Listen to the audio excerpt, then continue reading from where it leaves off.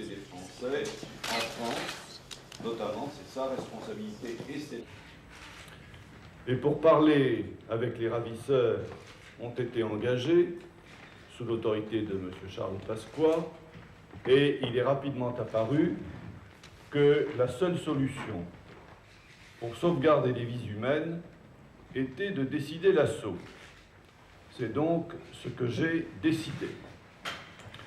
Je tiens d'abord à dire que l'opération s'est déroulée dans des conditions exemplaires de courage et d'efficacité.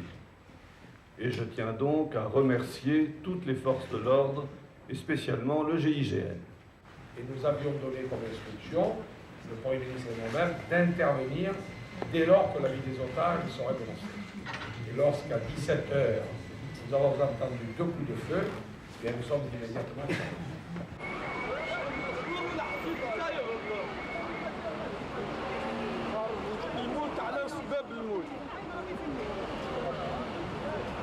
Aujourd'hui, d'être algérien en France, c'est d'avoir beaucoup de problèmes au niveau administratif et d'être un peu humilié à l'égard des autorités françaises. Et en même temps, le problème qui se pose en Algérie, c'est que l'ensemble de la société algérienne se trouve dans une impasse. Et nous, on est des victimes ici en France parce qu'on ne peut pas rentrer, d'une part, et d'autre part, on ne peut pas rester dans une situation optimale qui nous permet de vivre tranquillement.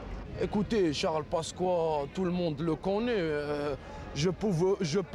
Bon, lui, soi-disant, il dit que je suis ministre de la droite, mais je peux vous dire qu'il est des côtés de Villiers, Le Pen, tout ça. Il est avec eux.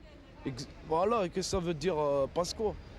Il est raciste. C'est la vie. Bon, à la télévision, il ne peut pas vous montrer qu'il est raciste, mais au fond de cœur, il est raciste.